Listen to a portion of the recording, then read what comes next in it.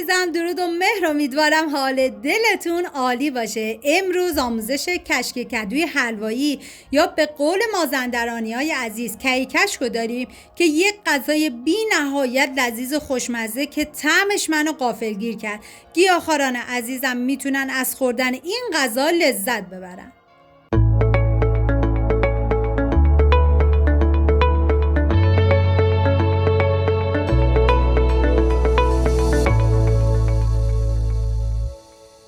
مواد لازم: عدس، کدو حلوایی، گردو، پیاز، سیر، کشک، نعنای خشک. ادویه هم شامل زردچوبه، نمک، فلفل قرمز و پودر گشنیز هستش.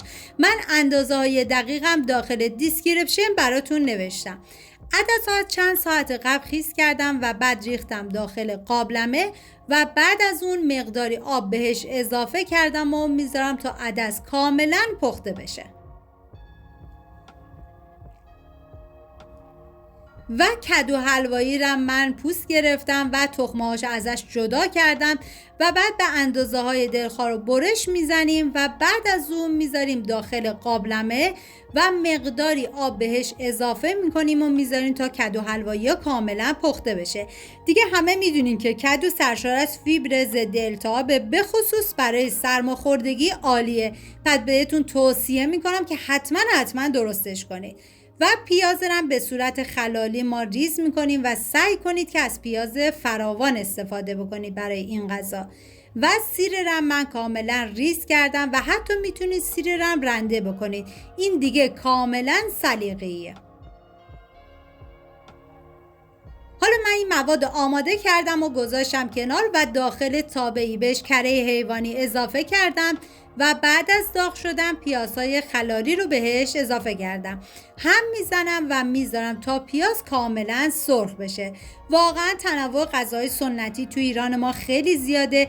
این غذا رو هم شمالیای عزیز درست میکنن و جز غذاهای سنتی شونه و خیلی هم خوشمزه است و بهتون توصیه میکنم که حتما درست کنید. و ببینید تو رسیپی اصلیش فقط فلفل سیاه، نمک و زردچوبه بود که من به جای فلفل سیاه از فلفل قرمز استفاده کردم و پودر گشنیزم بهش اضافه کردم و خیلی خوشمزه شده بود. و ببینید توی نمک دقت کنید، اگه کشکتون شوره از نمک کمتری استفاده بکنید.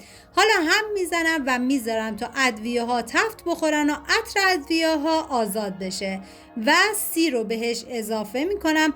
ببینید شاید بعضی از عزیزان بگن که خب قرار ما تمام مواد رو با بلندر له کنیم، پس چرا مواد رو ریز کنیم؟ ببینید چون ما مواد رو مرحله‌ای اضافه میکنیم و تفت میدیم، این تفت دادن روی طعم غذاتون خیلی تاثیر داره و اگه مواد حالت درسته باشه قشنگ نمیتونیم تفت بدیم.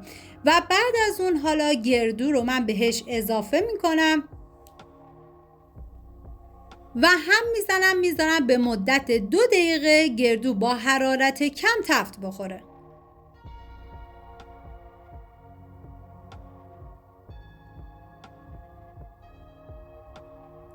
و بعد از اون نعنای خشک رو بهش اضافه میکنم. ببینید زمانی هم که نعنا رو اضافه کردی یه تفت خیلی مختصری باید بدید، چون نعنا رو اگه زیاد تفت بدید باعث میشه که نعنا تلخ بشه. پس من یه تفت خیلی مختصری میدم و بعد عدسایی که پخته شده رو بهش اضافه میکنم. یعنی مطمئنم شما اگر این کشک کدوی حلوایی رو درست کنید مثل من از طعمش واقعا لذت میبریم و میشه پای ثابت غذاهاتون. حالا هم میزنم و میذارم تا عدس هم به مدت 2 دقیقه تفت بخوره. و کدوی پخته شده رو حالا بهش اضافه میکنیم و زمانی هم که کدو رو اضافه کردید دوباره به مدت 2 دقیقه بذارید تفت بخوره.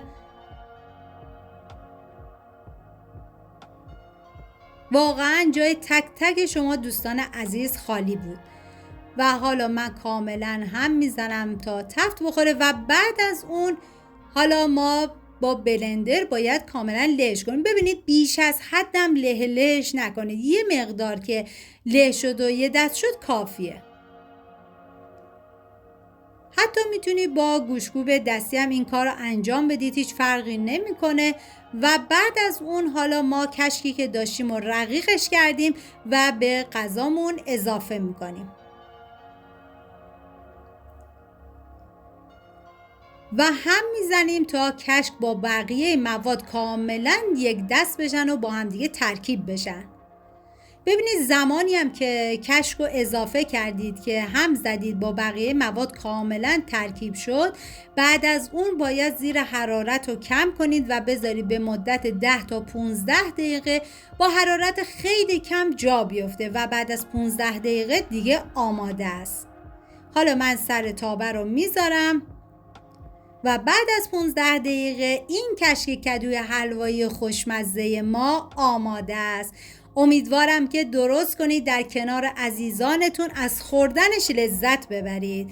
اگر ویدیو مورد پسندتون بود و تا این لحظه کانال رو سابسکرایب نکردید، خوشحال میشم سابسکرایب کنید. اگر ویدیو رو هم دوست داشتید لطفاً ویدیو رو لایک کنید. لایک شما باعث میشه که این ویدیو در معرض دید افراد بیشتری قرار بگیره. از این طریق هم از من حمایت کردید. و بعد من با پیاز چیپسی و کشک و نعناداغ روش رو تزیین کردم. مرسی از همراهی همیشگیتون. تا یه خوشمزه دیگر، بدرود.